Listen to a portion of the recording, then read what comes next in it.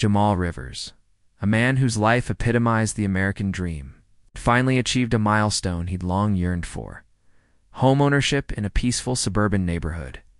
It wasn't a lavish mansion or a sprawling estate, but a modest, well-maintained house nestled on a tranquil cul-de-sac, boasting a reputable school district and a backyard spacious enough to accommodate his burgeoning garden and, most importantly, a swimming pool for his 3 children.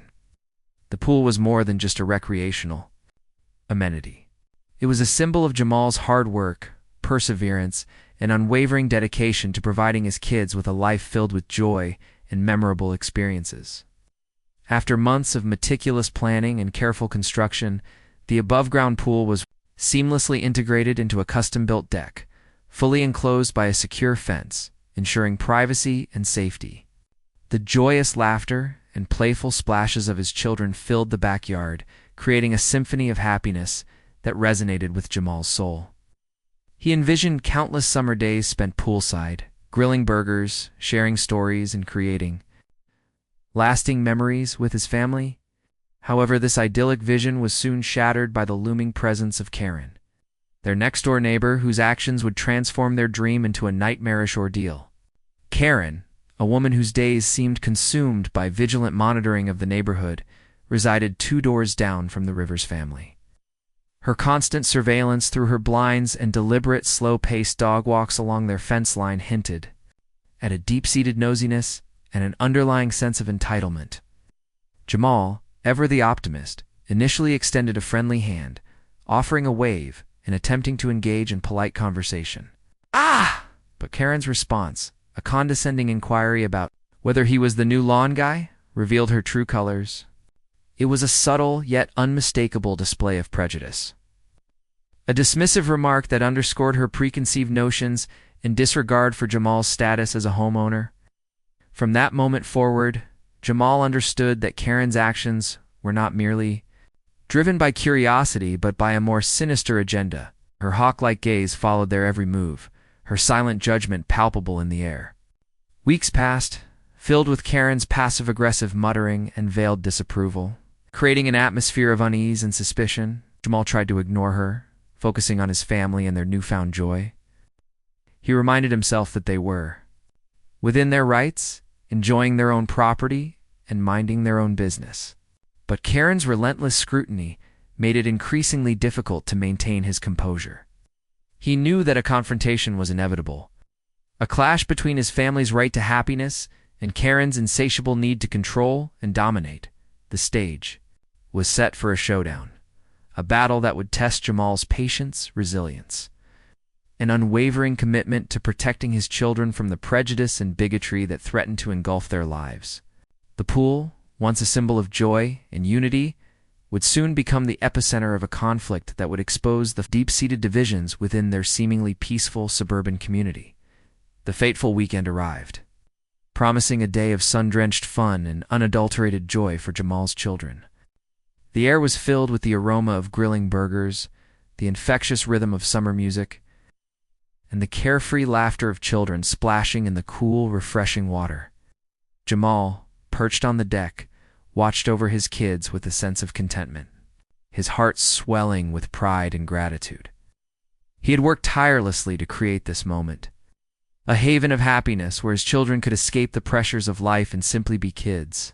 But the tranquility was soon shattered by a piercing shriek that reverberated through the neighborhood. Karen, standing at the edge of her property, unleashed a torrent of accusations, voice dripping with venom and indignation. She accused Jamal's children of trespassing, claiming that they were unlawfully occupying her pool. Her words were laced with entitlement and a blatant disregard for the truth. She threatened to contact the homeowners association and, without hesitation, declared that she had already summoned the police. Jamal, initially taken aback by her audacity, couldn't help but chuckle. He dismissed her threats as empty gestures, the rantings of a disgruntled neighbor. He knew that his property was his own, the pool was within his fenced-in yard, and his children were doing nothing wrong. He had meticulously documented every detail, from the construction permits to the property lines, ensuring that he was in full compliance with all regulations. He had nothing to hide and no reason to fear Karen's baseless accusations. However, His amusement quickly turned to disbelief as two squad cars pulled up to the curb, their flashing lights casting an unsettling glow on the otherwise peaceful cul-de-sac. The arrival of law enforcement signaled that Karen's complaints were not merely a matter of neighborhood squabble, but had escalated into a formal legal dispute. Jamal, though shocked, remained composed, approached the officers with a calm demeanor, ready to present his side of the story, explain the situation, emphasizing that the pool was on his private property, fully enclosed by a fence, and that his children were simply enjoying a day of innocent fun. One of the officers, visibly annoyed, informed Jamal that the call had described unknown juveniles causing a disturbance in a public amenity. The misrepresentation of the situation only fueled Jamal's anger, highlighting the extent of Karen's malicious intent. He patiently showed the officers the secure fence, the locked gate, the pool receipt, and the deed to his property. Presented photographs of the construction process, providing irrefutable evidence that the pool was a private amenity legally situated on his land. Meanwhile, Karen, sensing an opportunity to further her agenda, orchestrated a theatrical display for the benefit of the neighborhood. She engaged in animated conversations with onlookers, gesticulating wildly and portraying herself as a victim of harassment. She claimed that Jamal's children had stolen her summer, fabricating a narrative of personal suffering and injustice. The scene was a carefully constructed performance, designed to sway public opinion and manipulate the authorities. Jamal watched in dismay as Karen's lies unfolded, realizing that he was not simply dealing with a disgruntled neighbor, but with a calculated and manipulative adversary. The situation had spiraled out of control, threatening to disrupt his family's peace and jeopardize their sense of belonging in the community. The police officers, after listening to Jamal's explanation and examining the evidence, turned their attention to Karen. As they approached her, the atmosphere grew tense, the air thick with anticipation. Karen, emboldened by the presence of law enforcement, launched into a tirade of fabricated claims and convoluted arguments. She asserted that she possessed an easement on Jamal's property, claiming that the pool was situated on land that she rightfully owned. She conjured up fanciful notions of water rights, presenting a printed Google Maps screenshot with a crudely drawn line. Attempting to depict the pool as being located on shared land, her claims were outlandish and easily disproven, but she clung to them with unwavering conviction, her desperation growing with each passing moment. The officers, seasoned in the art of deciphering truth from falsehood, remained skeptical of Karen's assertions. They diligently cross-referenced her claims with official records, running Jamal's address through the system to verify property lines and ownership details. Their investigation revealed a pattern of deceit and manipulation, painting a picture of a woman consumed by an insatiable need for control and validation. As the officers delved deeper into Karen's history, they uncovered a disturbing pattern of behavior. They discovered that her trespassing complaint against Jamal's children was not an isolated incident, but part of a larger pattern of false reporting and frivolous accusations. Karen had a history of making baseless claims, ranging from suspicious gardening to threatening wind chimes, inundating the police department with a barrage of unsubstantiated reports.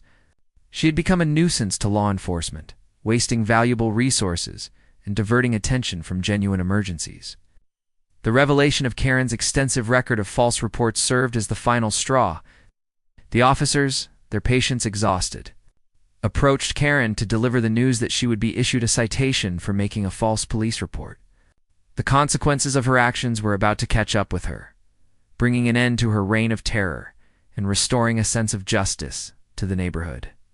The atmosphere grew palpable with tension as the officers prepared to confront Karen, their faces stern and resolute. The neighbors, sensing that a turning point had been reached, gathered around, eager to witness the unraveling of Karen's carefully constructed facade. The stage was set for a dramatic showdown, a moment of reckoning. That would expose Karen's true character and hold her accountable for her malicious actions. Jamal, standing behind his children, watched with a mix of anticipation and trepidation. He knew that the events unfolding before him would have a lasting impact on his family and the community. He hoped that the outcome would send a clear message, that prejudice and bigotry would not be tolerated, and that justice would prevail. The news of the citation sent Karen into a paroxysm of rage, her carefully maintained composure shattering into a million pieces. She erupted in a volcanic outburst, her voice reaching a fever pitch as she unleashed a torrent of invective and vitriol. She spewed hateful words, denouncing Jamal's children as ungrateful kids and lamenting the supposed decline of the neighborhood, claiming that this used to be a respectable place.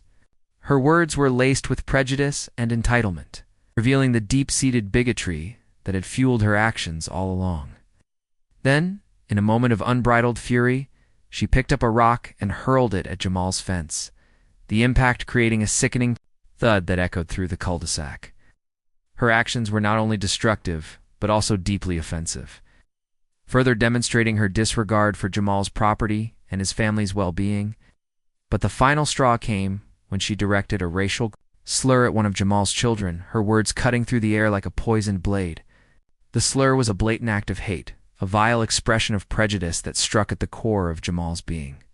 He watched in horror as his child recoiled, their face contorted with pain and confusion. The officer, witnessing Karen's unhinged behavior and blatant act of racism, acted swiftly and decisively. Without hesitation, he placed Karen under arrest, snapping handcuffs around her wrists with a resounding click. Karen's face twisted in a mask of rage and disbelief as she was led away, her protests and denials falling on deaf ears. The neighbors, who had gathered to witness the unfolding drama, recorded the scene from every angle, capturing Karen's humiliation and public downfall. She continued to shriek about her pool as she was dragged towards the police cruiser, her voice laced with a mixture of anger, desperation, and a growing sense of panic. Jamal's children, standing behind him, watched the scene unfold in stunned silence, their eyes wide with a mixture of fear and relief. The events of the day had been traumatic, exposing them to the ugly realities of prejudice and injustice.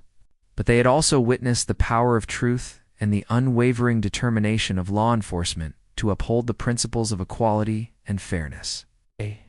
As Karen was driven away, her little dog remained in the yard, seemingly confused by the commotion. Next to the dog, Karen 4HOA President sign stood as a testament to her failed ambitions and delusional sense of entitlement. The sign, a symbol of her desire for control and dominance, was quickly removed that evening, signaling the end of her reign of terror in the neighborhood. The cul-de-sac, once filled with tension and animosity, slowly returned to its peaceful state. The events of the day had been a jarring reminder of the challenges that still persist in society, but they had also reaffirmed the importance of standing up against injustice and fighting for a world where everyone is treated with dignity and respect. Part 5. The Aftermath. And lingering scars, the immediate aftermath of Karen's arrest brought a palpable sense of relief to the Rivers family and many of their neighbors. The oppressive atmosphere of constant surveillance and petty harassment that Karen had cultivated for so long finally dissipated. The cul-de-sac, once a battleground of prejudice and animosity, began to heal. As neighbors cautiously emerged from their homes, offering words of support and solidarity to Jamal and his children, the Karen for HOA President sin, a symbol of her toxic ambition and delusional sense of entitlement, was unceremoniously discarded, a symbolic gesture signifying the rejection of her divisive ideology. However, the scars of the ordeal remained, etched deeply into the hearts and minds of those who had witnessed and endured Karen's reign of terror. Jamal's children, in particular, struggled to process the events of the day. The racial slur that Karen had hurled at them lingered in their minds, a painful reminder of the prejudice that still exists in the world. They grappled with feelings of anger, confusion, and vulnerability, struggling to reconcile the idyllic image of their neighborhood with the harsh reality of discrimination. Jamal, determined to help his children heal, engaged them in open and honest conversations about race, prejudice, and the importance of standing up for what is right. He emphasized that Karen's actions were not a reflection of their worth or their place in the community, but rather a manifestation of her own ignorance and bigotry. He encouraged them to embrace their identity, to be proud of their heritage, and to never allow anyone to diminish their spirit or silence their voice. He also sought professional counseling for his children, providing them with a safe and supportive space to process their emotions and develop coping mechanisms. He recognized that the trauma they had experienced could have long-lasting effects if left unaddressed, and was committed to ensuring their emotional well-being. While the immediate threat posed by Karen had been neutralized, Jamal remained vigilant. He understood that prejudice and bigotry could resurface in unexpected ways and was determined to protect his children from future harm. He strengthened his relationships with supportive neighbors, fostering a sense of community and collective responsibility. He also became more involved in local activism, advocating for policies that promote equality and combat discrimination. The experience with Karen had transformed Jamal from a private citizen into a vocal advocate for social justice. He vowed to use his voice to challenge prejudice wherever he encountered it, and to create a more inclusive and equitable world for his children and future generations.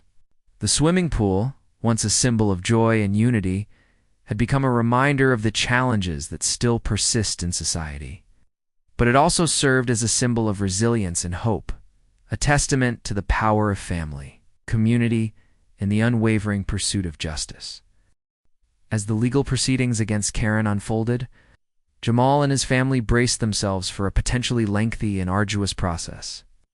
The charges against Karen included filing a false police report, trespassing, property damage, and, most significantly, a hate crime charge for the racial slur she had directed at Jamal's child.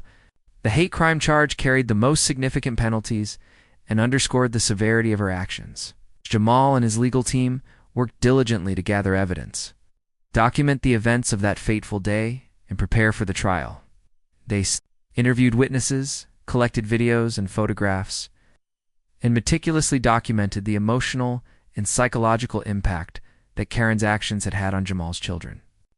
The trial itself was a highly publicized event, attracting media attention from across the region.